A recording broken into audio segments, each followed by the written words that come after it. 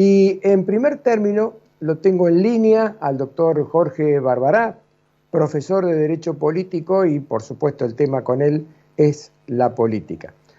Hola Jorge, un abrazo a la distancia, ¿cómo estás? Hola Rubén, gusto de verte y de oírte. Bueno, Gracias por Jorge, esta invitación. Jorge, como yo te sé un observador universal de toda la temática política, sobre todo que te interesa mucho, te hago una pregunta a nivel mundial, ¿no? Porque ¿cómo ves al mundo vos post pandemia? Esa sería la pregunta. ¿Cómo lo ves?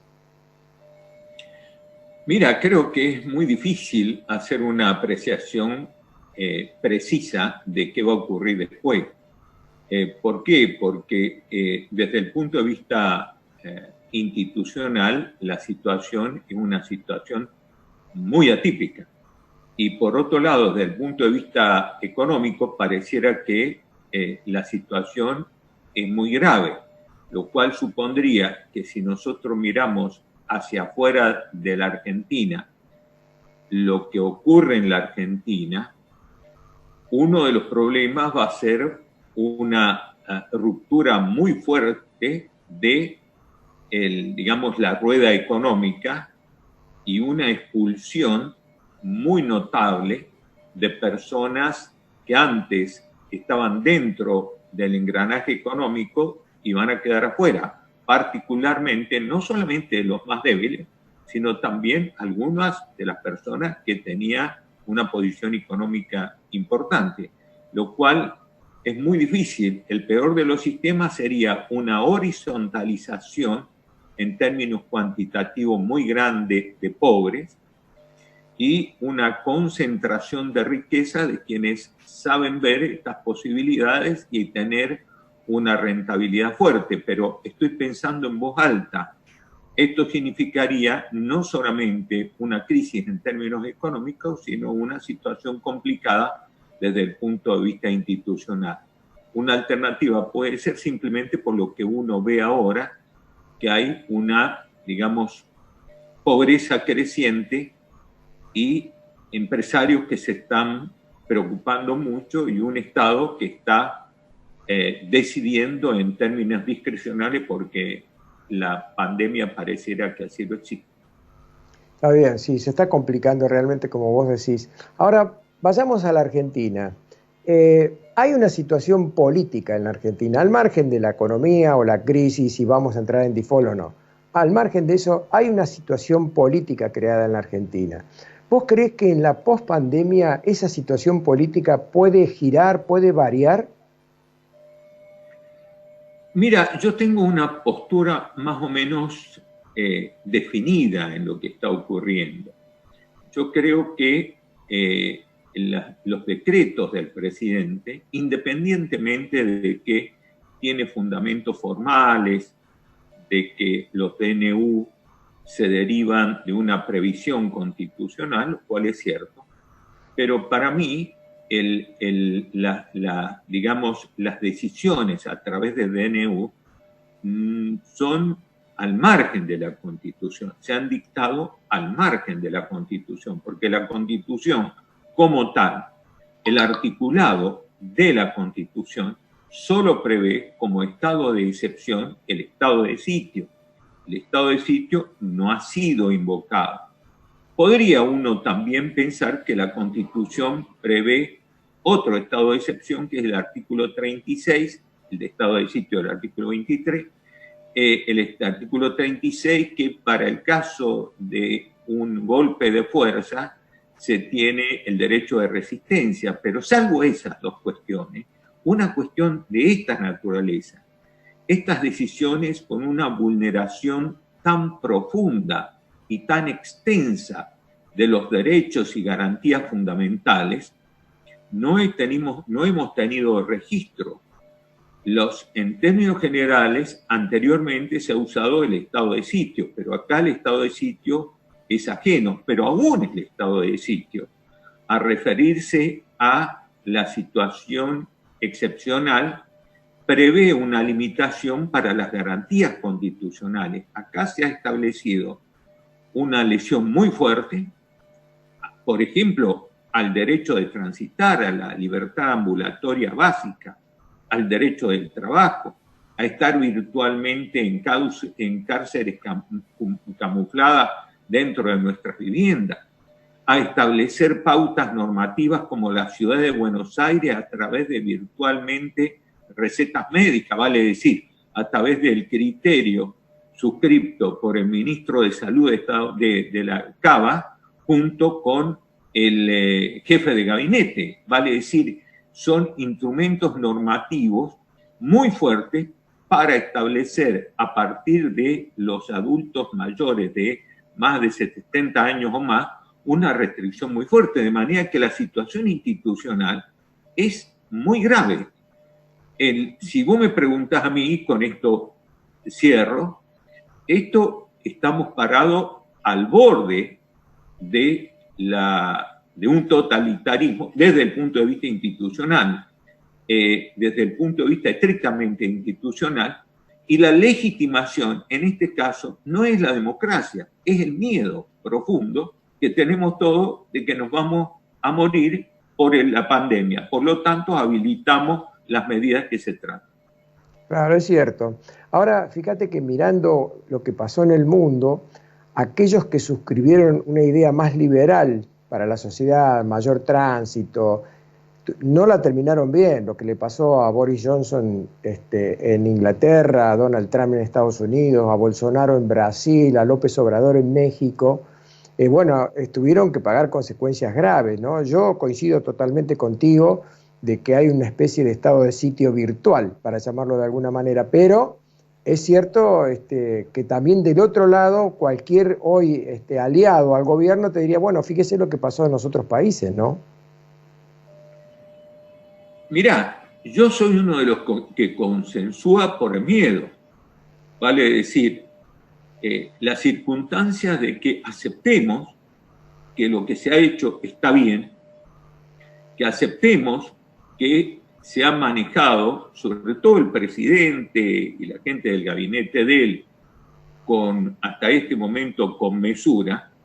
No es menos cierto que no debamos poner sobre la mesa el riesgo institucional, porque la suspensión de manera indefinida de derechos y garantías fundamentales es una cuestión delicada.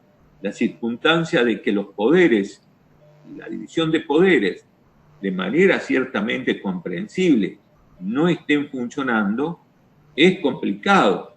Para llegar a los derechos fundamentales, a los derechos humanos y a la división de poderes, la humanidad vertió ríos de sangre. Por lo tanto, a lo que me refiero es que hay que ponerlo sobre la mesa, con una consecuencia.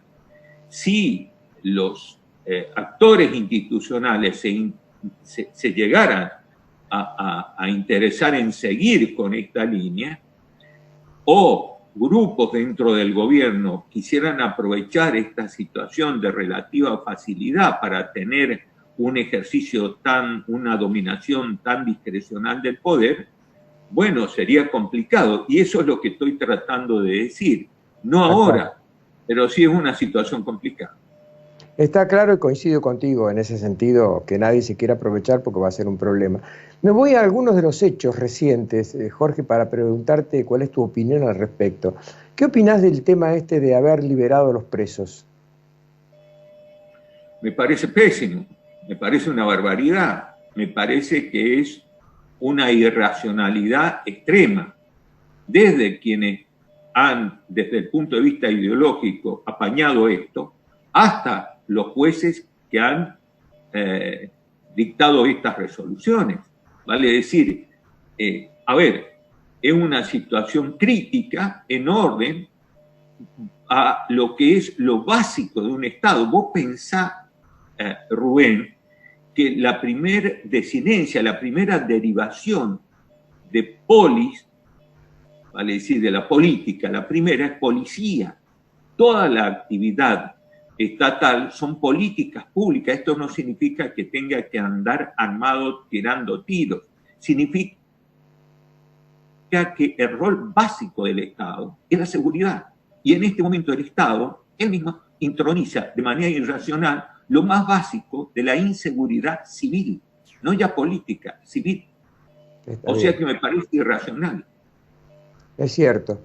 Jorge, yo que me gusta ver los programas de análisis político, estoy empezando a ver un graph abajo en la pantalla cuando hablan algunos analistas, algo así como este titular: Cristina avanza, Alberto cede.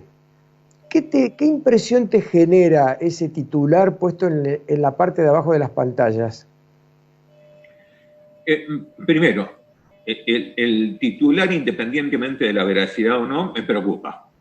Y me preocupa mucho, porque, a ver, la persuasión que tengo es que el presidente, así como Cafiero también, tengo una buena impresión, su pensamiento íntimo y su rol institucional transita por el Estado de Derecho, vale decir, un Estado que protege las libertades individuales, también naturalmente las colectivas también, y la división de poderes. Yo creo que en el caso de que avance Cristina, esta situación institucional se va a resentir. Y además, no sabemos cuáles van a ser las consecuencias últimas, de manera que si vos me planteás si me preocupa, si eso es cierto, me preocupa y mucho, como me preocupa y mucho esto de los 200 médicos, no sé si han venido o van a venir, pero el hecho de que se esté hablando de esto en términos ciertos, me preocupa. No es cualquier tipo de equipo médico, los médicos que exporta Cuba. Se miran en el paradigma político de Cuba. Vos sabés que era la pregunta que estaba pensando para hacerte cuando me dieras esta respuesta, porque el tema de los médicos cubanos es una situación insólita. Yo tuve la oportunidad de entrevistar a Hilda Molina cuando vino a dar una charla a Córdoba, a la Bolsa de Comercio, y ella dio una charla donde explicaba de que esta idea de que la medicina en Cuba es sobresaliente no es cierta. Por otro lado, un prestigioso médico de Córdoba que ha viajado mucho y ha estado en Cuba y ha recorrido Cuba por adentro, que no lo quiero nombrar para no comprometerlo, nos explicó un día también en una charla que dio acá en Córdoba, hizo esta pregunta: fíjense ustedes en los anuarios del Premio Nobel, ¿cuántos médicos cubanos han ganado premios Nobel en el mundo? No hay ninguno, no hay, por lo cual no es que eso vaya a demostrar que la medicina en Cuba está mal, pero sí que no es tan sobresaliente como la venden los cubanos. Y ahora, ¿por qué este gobierno le hace una apertura excelsa a médicos cubanos y no hace lo mismo con la cantidad enorme de médicos venezolanos a los cuales creo que todavía no les han dado permiso para trabajar? Esa era la pregunta. Bueno, de alguna manera lo anticipé. Me parece que la presencia de médicos cubanos no se debe precisamente a la experticia que tienen como médicos, aunque la tengan, sino me parece que más bien es un rol de carácter político, un puente de carácter político. A ver, habría que ver cuántos estados están en condiciones de exportar médicos y por qué elegimos los de Cuba. Pero Perdón que te además, interrumpa, Jorge, discúlpame que te interrumpa, me hace seña de que se termina el bloque, pero antes de terminar quisiera muy breve, porque sé que estás preparando una teleconferencia muy importante. Contanos brevemente cómo es ese tema. sí, es sobre derecho y estado de excepción, precisamente por la situación que se encuentra. Se realiza en la Valencia a través de una aula virtual, a través del Zoom, en la Facultad de Derecho, ingresando a la Secretaría de Extensión y Relaciones Internacionales, que tiene todos los datos. Exponen brillantes profesores de la UBA y también de Córdoba, está el doctor Rosler, está Antonio María Hernández de Córdoba, está Zuleta Pucero, Enrique, de acá de Córdoba también hay profesores importantes, de manera que... encuentro el apellido Barbará 2 veces en el listado. Contá. Claro, sí, sí, porque a ver, uno de los apellidos que mi hijo se ha dedicado también a este tema, pero él tiene una praxis sobre todo profesional en esto. Bueno, Y junto con otra gente escribió hace un tiempo un libro, así que por eso, pero no hay nepotismo, he tratado de ser está bien. la Jorge, doctora también. está muy bien, Sí. Jorge. En realidad te deseo mucha suerte con todo eso que estás organizando. Espero, seguramente va a salir muy bien. Y te digo que hasta el próximo encuentro y te mando un gran abrazo. Muchísimas gracias por esta invitación y por tus palabras.